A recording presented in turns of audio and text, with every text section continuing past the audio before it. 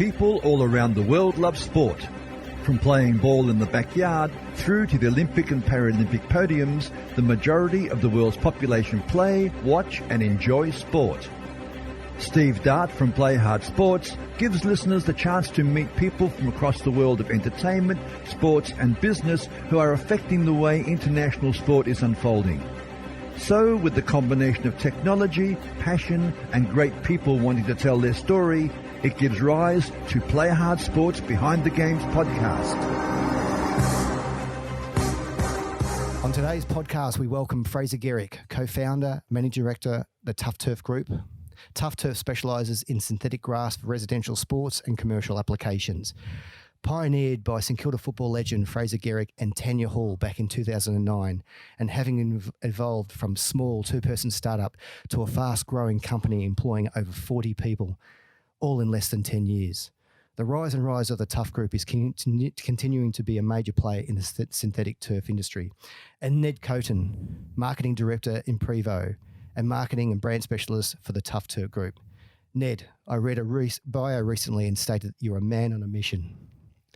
You're passionate about making a difference and believing the world is crying out for people who are willing to step up and engage their skills, resources and energy to make a real difference for themselves and others. Welcome to the podcast, guys. Thanks very much, Steve. Yeah, Ned, tell me about that statement.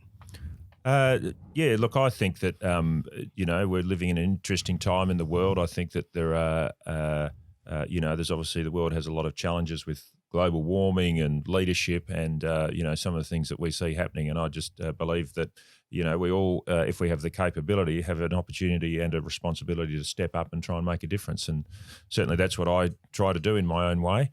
And I think that it particularly applies to sports people because I feel that sports people have they have the contacts, they generally have the confidence, and they have the profile to be able to really make a difference in the world. I mean, Fraser's a great example of that, I really believe that the world needs it, and there's a lot of people out there that can do it. Fantastic, well said. You guys are up from Melbourne. What brings you to the Gold Coast?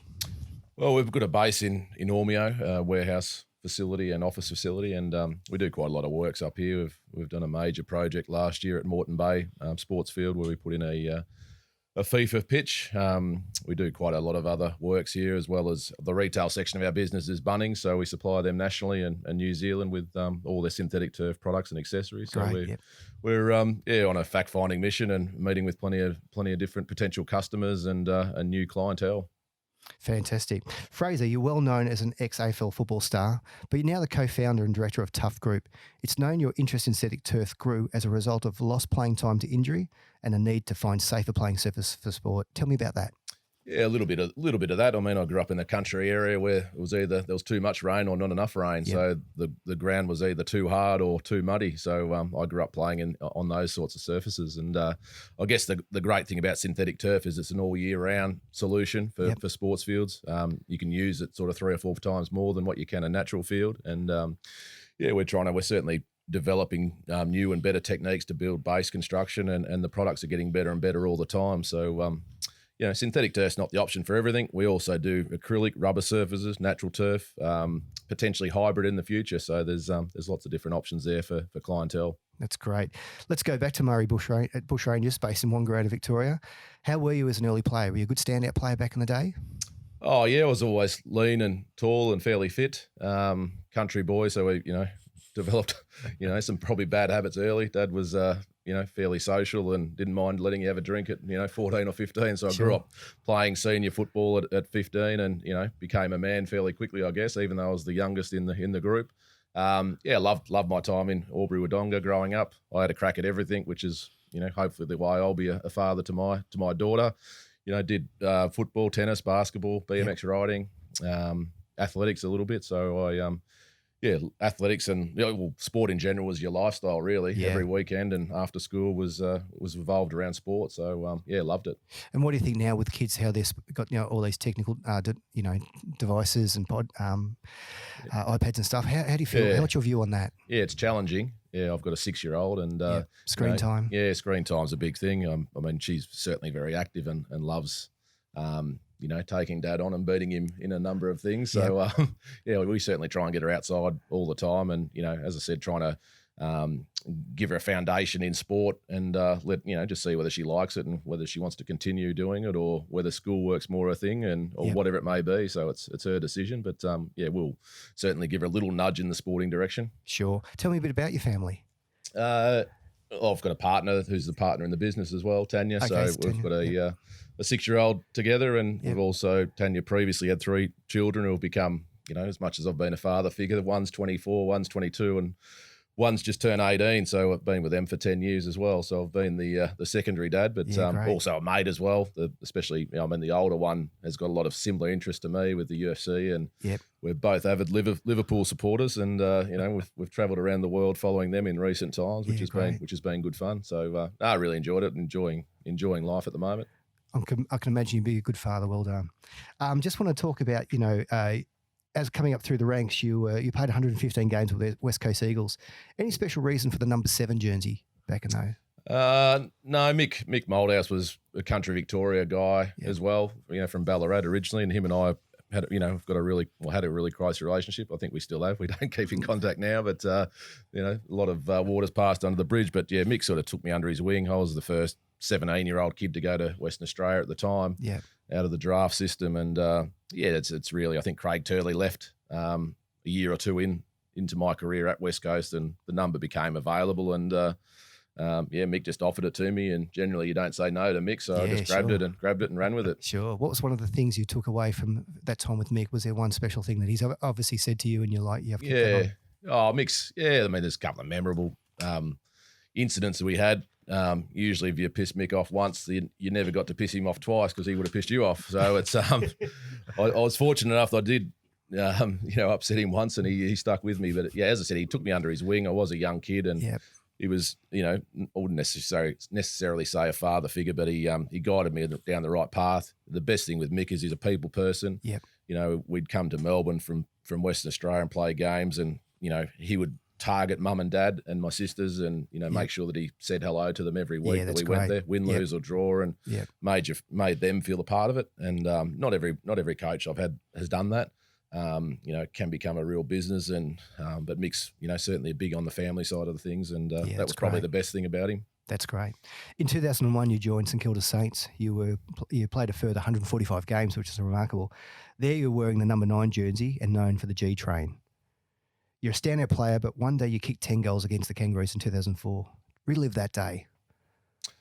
I kicked 10 a couple of times, and lots of you kicked some bags of goals, I guess, and probably had some bad games mixed in there as well. I still remember a reporter going back to the West Coast days. I played 100 games, and I've certainly played a lot of good games in the 100, but a reporter that I didn't get along with so well at the time did an article in the paper, and he said, he's played 100 games, but only 10 of them have been good ones. So I've still got him on my hit list. So if Tim Gossage, you're out there, just look out, son. But 10. I mean, it's a team game. When you're a full forward, I was fairly versatile in my early days career. I was lean and fit and strong, and could run all day, and was pretty quick and whatnot. As you got older, and injuries crept up, and you put on a bit more weight, and perhaps you weren't doing everything right off the field. You slowed down a little bit, and that was why I started playing full forward, and which I really enjoyed. But you're not always involved in the game, and in some cases you're a little bit determined by how your team's doing. So that particular day, I think obviously the ball was down there a lot, and I mustn't have been passing too many off. So, obviously got a few lucky ones, I think. Yeah, great. It said you still hold the AFL all-time record for bench press. I wouldn't have a clue, to be honest. I do remember, I trained, I had a couple of good role models in Western Australia, guys like Brendan Crummell and Ashley McIntosh, who were strong guys, and I was only a skinny kid from the country, and I loved doing weights and training hard when I was there, and quickly became quite strong. Unfortunately, wasn't naturally strong, I don't think. But I love training, and we used to have competitions all the time, and a bit different to the way it is now. That we used to push ourselves ridiculously hard and probably over the top. But they certainly with the the sports nutritionists and trainers these days, mechanically wise, they don't let them train as hard as probably we used to. More often and more professional and whatnot. But we used to have contests all the time, and whoever was the strongest was always you're aiming to be the strongest. And the body shape of the guys has changed a lot. Like we had probably 15 guys on our list that were 100 kilos plus, whereas these days, you don't have probably any or one or two on a list. So it's the body shape's changed. I do remember you have a reality check though when Grant Thomas was great friends with a lot of elite athletes around the world. When I say elite, Daley Thompson, Colin Jackson, this sort of caliber of people. And we were fortunate enough to train with them. And Daley decided to challenge me one day. And he's never lifted weights basically in his life, even though he's a beast of a man. And I think he was in his mid-50s. And, him and I had a bit of a crack. And let's just say I think I was going to be on the end of receiving. He was being a bit kind to me, but he could just an amazing athlete, like obviously decathlete, probably the best ever all-round athlete in the world. And I think he was in his mid or early 50s, and his strength and not lifting weights was just, I've never seen anything like it. Yeah. Your career as an AFL player has taught you all about the important things that make Tuff Turf Group the business that it is today: discipline, honesty, integrity, and delivering on promise. I can empathise. I can add empathy to that, listeners, also, because when I was researching you, in your last career game, you gave a young girl in the crowd your number 9 Saints jersey, and she cried with happiness when receiving it. Was that a serendipitous moment, or was that planned? Oh no, it wasn't planned. It definitely wasn't planned. It was just it was a spur of the moment. But the girl, I had a bit of a relationship with her, and I certainly, for the last 2 or 3 years of my relationship, I knew her family story, and we still speak. I think every Christmas. Yeah, great. Via text message and whatnot. She's become a great girl.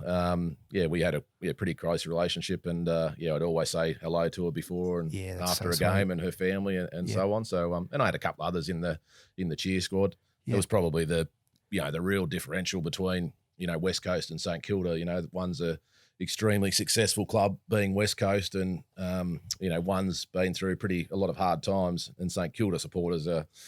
I equate them a little bit to, in the soccer with Liverpool, they're, die hard and they just love their team, win, lose or draw. And unfortunately, not all clubs are like that. There's some of the front running, jump on the bandwagon and so on. But certainly St Kilda's a place that I've always felt a part of and love the support from it and love the people involved. Yeah, that's great to hear.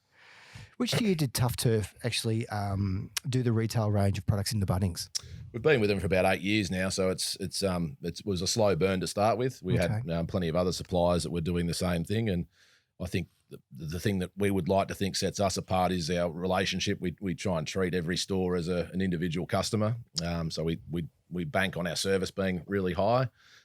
We've been able to bring innovation to the range, and it's sort of gone from 2 products to probably 50 odd products in store now, and we've branched out into another few areas with trampolines and kids active wear, sports equipment, aluminium garden edging and whatnot. So it's been a great relationship. Bunnings are a great company to deal with.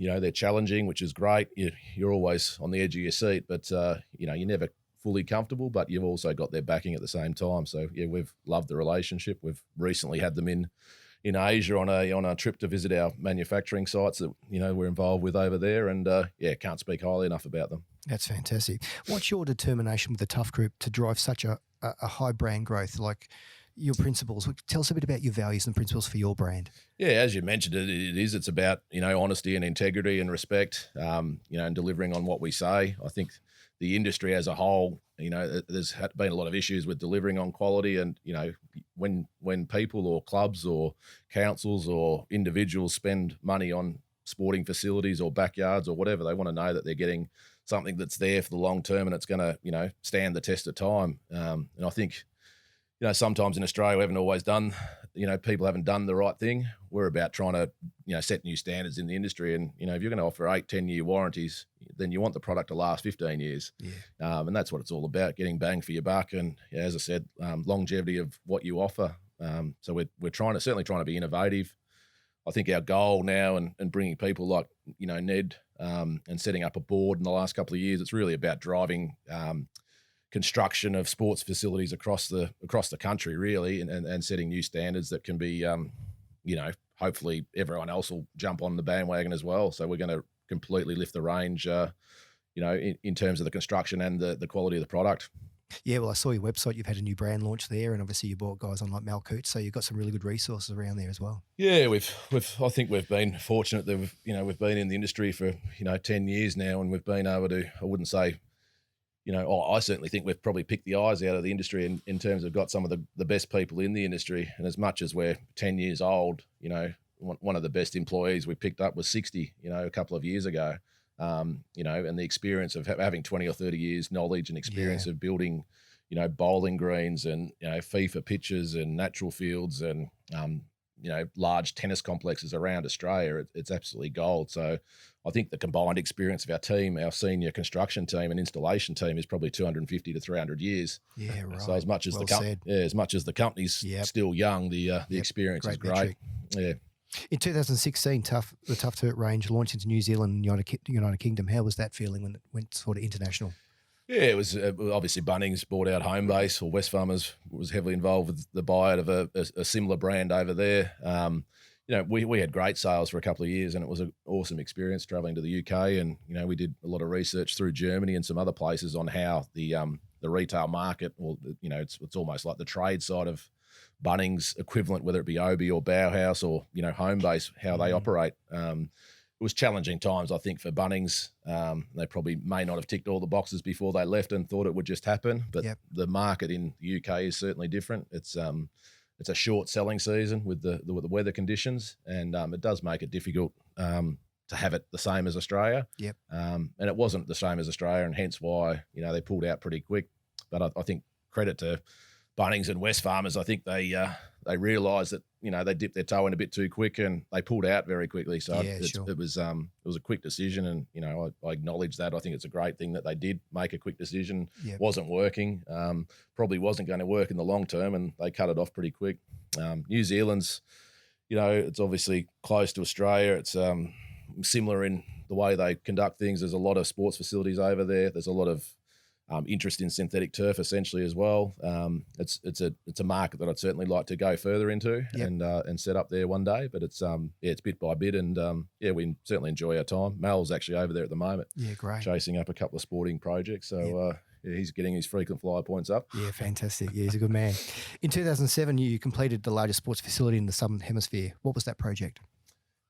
We were fortunate enough to do a project for St Kevin's College in Melbourne, in Glen Ira, which was combined about 40,000 square metres. And the best part of it, I guess, is it shows the capability and capacity of our team. It was 3 FIFA pitches, full-size soccer pitches, an IAAF Class 2 rubber running track, I think 12 cricket wickets, a FIH national standard hockey field with 12 tennis courts over the top. Yeah. So it was a pretty significant project at the time. There's certainly been some equivalent type projects that we've been doing recently and that other companies have been doing, but at the time it was a whopper, and really set the foundation for our capacity and being able to deliver on what we say. Growing a company from 2 people to 40 people is a massive journey over 10 years, but you mentioned Tanya before. How important has she been through this journey?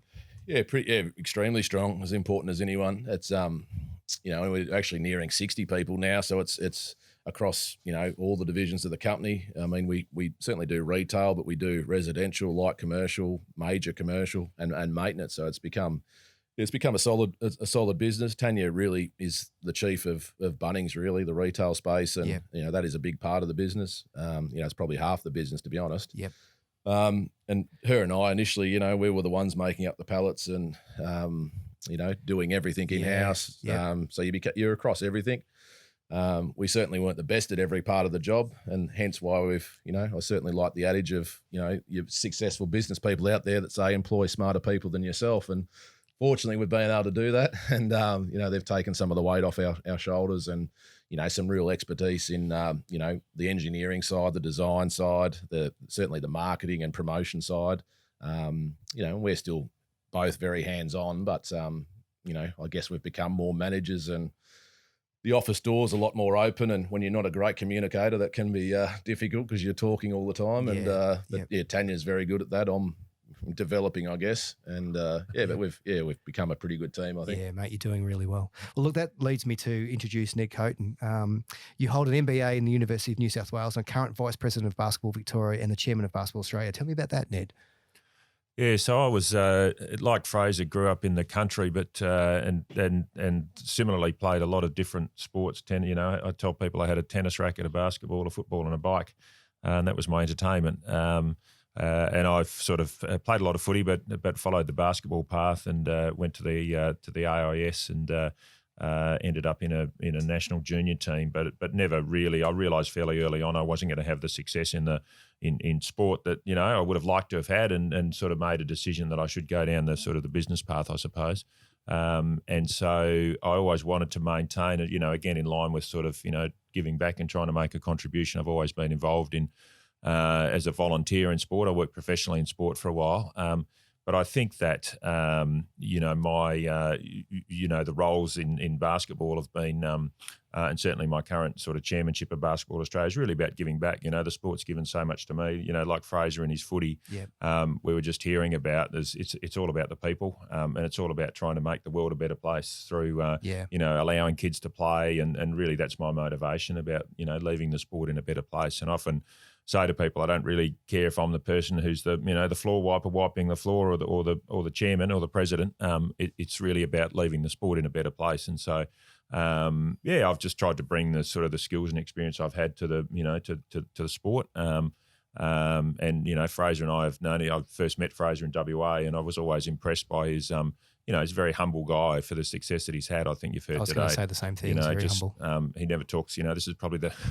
I've obviously known Fraser a long time. This is probably the most I've ever heard him talk about football, which is testament to just his humble approach to things. So it's just about trying to make a difference and trying to help others to enjoy the sport that I've loved. That's great. So what's your involvement with the Tuff Group now? So Fraser and I had sort of had a few discussions over a couple of years, and I came on board really to assist in the sort of the marketing and branding of the business. As you've seen, we've just launched a new website. It looks great. And also to sort of bring, I suppose, some sort of governance and an outside perspective to the business. So we've set up an advisory board, which I chair. Fraser and Tanya and a couple of other people are on that board, along with Travis Knight, who's the National Operations Manager. And so that group really is a strategic group that really sort of thinks about the future of the business, what things we should be doing, what markets we could go into. We're here in Queensland at the moment, just sort of scoping out what the opportunities might be. And so it's a little bit varied because I've sort of got a couple of different interests, but I think really as much as anything, it's about assisting to really underpin what Fraser and Tanya have been trying to do and offer. I'm good at a few things and trying to stick to that. And as Fraser said, the team's now growing and bringing others to the table as well. Yeah, you wear quite a few hats. You've got a bit of a history there, haven't you? Yeah. No, that's right. I've got. I don't think I've got ADD, but I sort of certainly act like it. Yeah, researching, I was like, wow. Yeah, okay, I suppose the thing I enjoy, helping things grow, and so I've been involved in self storage. I've got a sort of business in self storage. I'm also involved in aged care. I've been involved in sort of the technology space. So, but always with a sort of a marketing bent to it. So, sort of marketing and sort of development of the business is the thing that is probably ticks the boxes for me and the thing that I enjoy. But look, certainly basketball has taken a big chunk of that, particularly over the last year, as you would have seen. We've just had a world championship, and there's been a lot of things happening in basketball. It's growing, so that's taken a lot of time. But I'm really around the sort of the marketing and branding, and that's particularly I think what I've enjoyed about the Tuff Group. Mate, you've actually worked with quite a few big brands, including Wrigley's, Heinz, Kimberly-Clark, Ryobi, Novartis and Fonterra. Tell me about those brands and what if there was any similarity on how you approach the brand. Yeah, I often think there's a big difference between sort of what I call those sort of major international brands and small to medium business. So a lot of people try to do the same things that that large brands do, which is billboards and TV ads and radio and sort of a really big picture. And I think that's really good for those businesses, and certainly that was some of the work that we were doing with them. I think when it comes to sort of, SMEs and sort of people who are sort of entrepreneurial, it's really it needs to be a bit more granular, and it's really about building relationships. And as Fraser was saying, I think you can't sort of start doing the same things that those businesses have been around, in some cases for hundreds of years. Correct. And they started with one or two people, just like Tuff Group did. Yep. And so the same things that you can't act in the same way that they're acting. And often people make that mistake of just sort of thinking that just putting up a billboard or doing an ad is going to make the difference. It's really about, as you said, so building a relationship with people and giving them an insight to your story. That's right. And making an emotional connection. That's right. And I think, one of the things that, again, we've heard from Fraser this morning is he's just great at, people like him and respect him. And trust him because what he says is what he does, and he's an easy guy to get along with. And in business, that's a really important thing. Yeah. Well, when I was researching both you guys, but Fraser, the comment threads, which I get a lot of my foresights and insights into, is people were wondering, where is he? So he had such a predominant status, and he's just gone. So hopefully he's out there a bit more telling his unique, honest story. And I think really, working bloody hard is what I would say. Fraser obviously had a great work rate on the field, but I tell you, off it, he's just a machine. And so I think that is a great testament to. Dive into that a bit more. Oh, I've been really, you see this in people who are, high achievers and get things done in the world. But Fraser is just always thinking about, what the next step is and what the business can do next.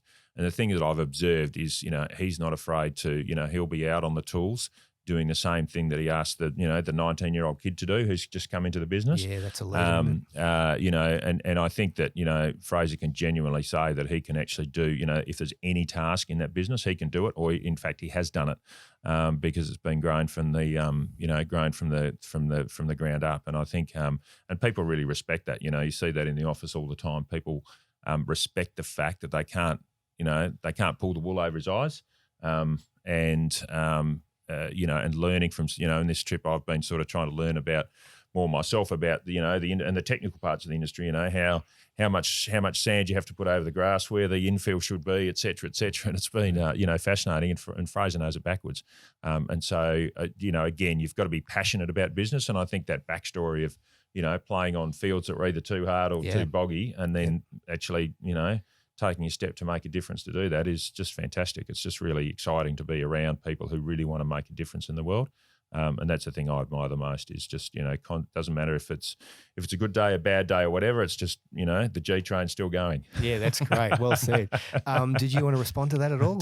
No, I think, as I said, sometimes you can get in trouble for probably telling the truth. Sometimes you do need to hold your tongue, but, I've probably never been like that, and I guess at certain times it's got you in trouble. But hopefully it does build a bit of trust and respect from people. And the best thing about having Ned tag along in a lot of cases is he brings that polish and the professionalism that it is. And I can certainly be rough around the edges, at times. And I think it's a pretty good blend. Yep. He's got as I said, Ned mentioned, we've known each other for 25 years, and there's not many more respected than him across the Australian sporting community. And, chairman of Basketball Australia, it's an international role. So there's not too many people he doesn't know around the world, whether they be, Olympic level down to, the amateur level. So it's, I think it's a pretty good blend.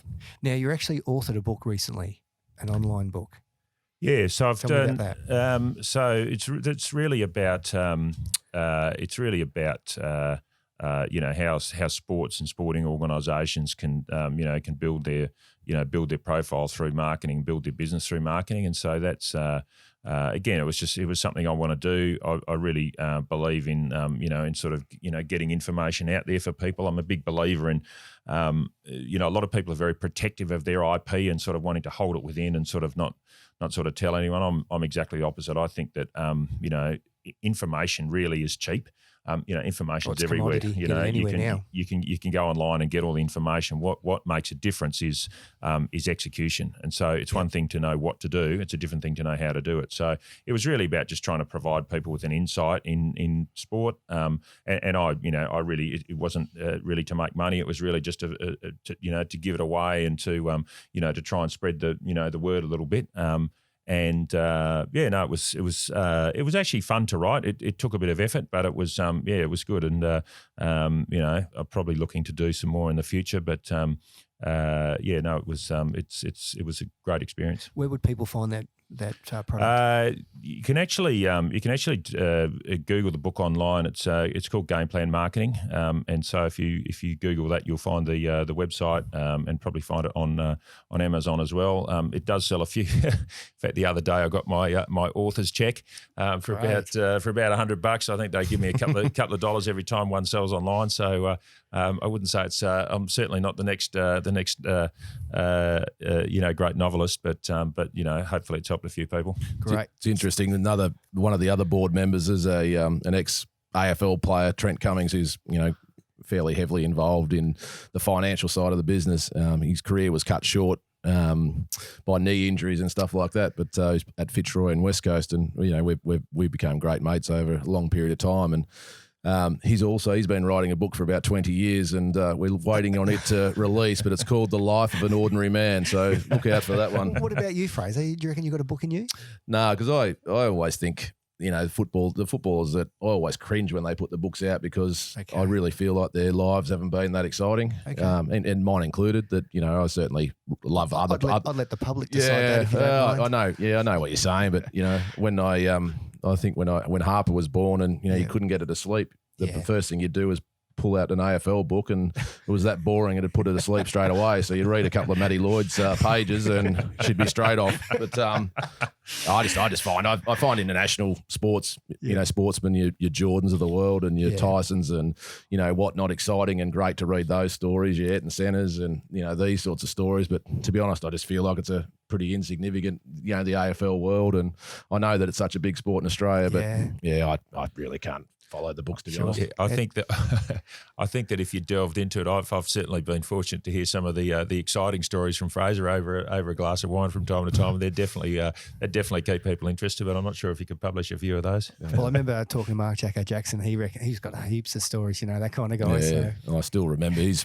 favourite one when he was obviously, he's told it on his many of his comedic journeys around Australia with I think it was Frank Sinatra. Okay. I don't know whether you've heard that one when Jacko was making it big in the Hollywood movie era, and he met a producer in LA at a fancy restaurant, and on the next table happened to be Frank Sinatra with a couple of people, and they'd never met obviously, but Jacko took the time. He was trying to impress these producers, so Frank went to the toilet, and Jacko went and had a pee next to him and said, "Hey Frank, do you mind doing me a favour?" Yeah, sure, Jacko. What's that? And he said, "Come over to my table and just say, 'Hey Jacko, how you going?'" Frank agreed to it. So Jacko went out and sat down next to the producers that he's trying to impress, and sure enough, Frank comes over and says, "Hey Jacko, how you going?" And Jacko's response is, "Piss off, Frank, can't you see I'm busy?" He's used that one many, many times, but it's still a great story. That's fantastic. Hey, you guys have had lots of highs and lows in business. I'll start with you, Ned. What's been a high and a low in your business career? Oh, gee. Look, there's been plenty of lows. They've been they're probably easy to come to terms with. I think the high has been just working, there's been a couple of wins obviously in business I've had, but I think just, working with great people, the thing that really gets me out of bed in the morning is being, looking forward to going into business and doing something good. I think that's, for me, still that's something that really motivates me. In terms of, the down parts, there's certainly been a few where you just, where things aren't going your way, a sale doesn't happen, someone just doesn't, is difficult to deal with, or you're under attack from different people. And certainly I've had that in my, in my career sort of as a volunteer. That happens. And you have to be resilient. And one of the things I sort of talk about with my kids is, you have to be, you just have to not take things personally, and you just have to realise that, everybody in the world's got their issues, that they might be taking it out on you for a particular reason. Yeah. And just, to be as strong and resilient and talk to people, and so from that perspective, that's a thing I find really useful. If you've got something you think, well, there's always an issue that someone's got that's probably going to be bigger and worse than yours, and I keep that front and centre.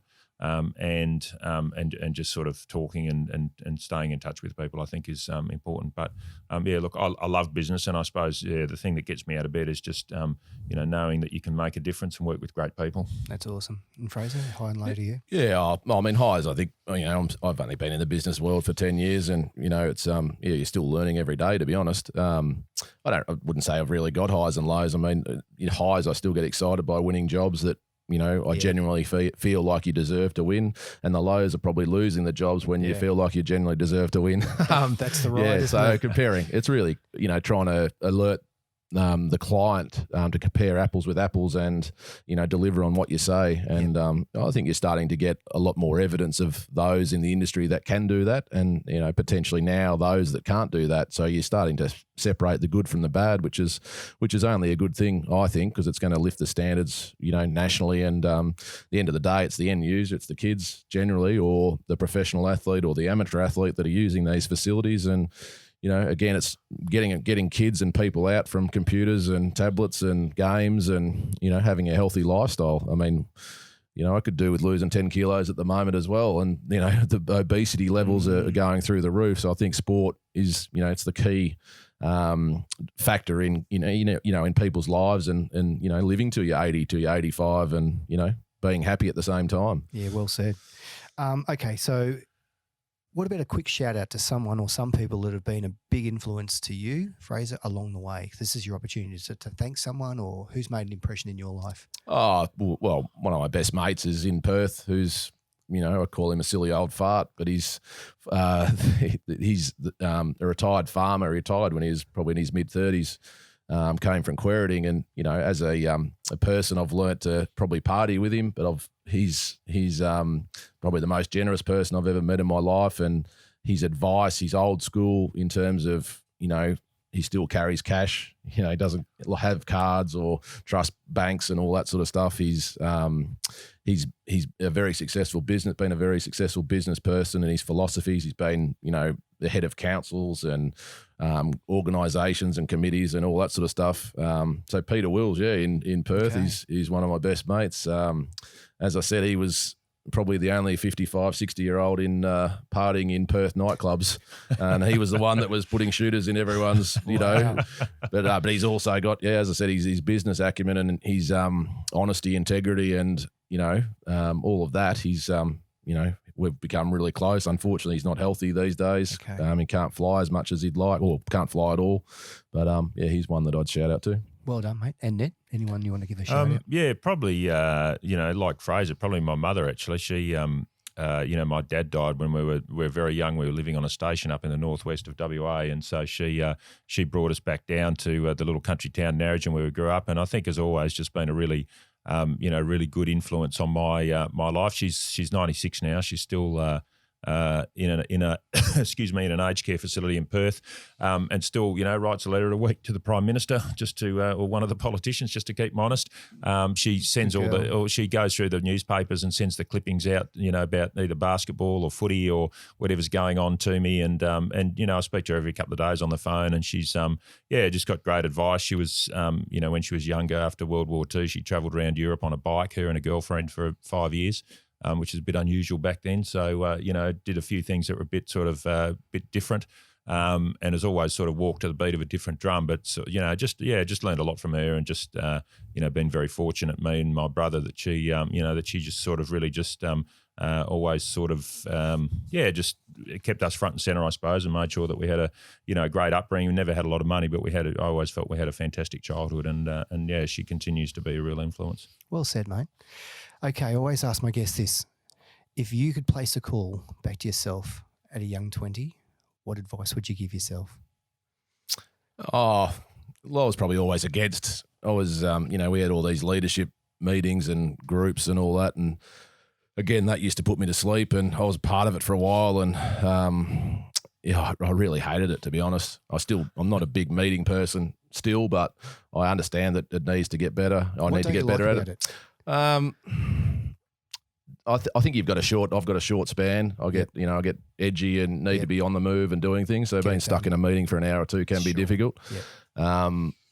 So I'd probably try and dedicate myself more to that and understanding it a bit better rather than completely throwing it off and not paying it the respect it deserved. And I certainly think on a sports side of things, I had a lot of fun off the field, and probably the preparation wasn't always the way it should have been. And some of the things you probably did off the field were, you sort of cringe a little bit back now. But I think it was all fun and games at the end of the day. I don't think anyone really got hurt or anything, but it was more, you could have dedicated yourself more to it, and being a bit more professional than the way you were. But saying that, I probably wouldn't play today. So I think I'd always say that at least I had some of the fun years of AFL, in the late 90s and stuff, where you were, almost semi-professional. So it was great times. Yeah, great. Ned, what would you place a call back? Probably about sort of having more self-belief and confidence in myself. I think, when I look back, I probably had the sort of the physical skills. Obviously, I'm 6'8", so I had the height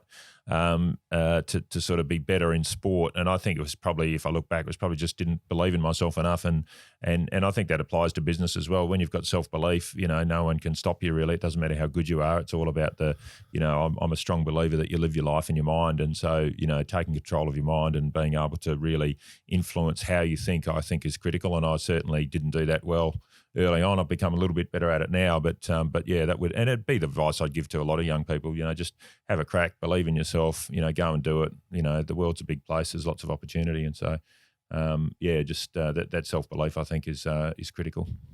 Well, fantastic, guys. It's been an absolute pleasure having you here, and enjoy the rest of the time in Queensland. Cheers. Thanks, Steve. Thank you. Yeah, thanks, Steve.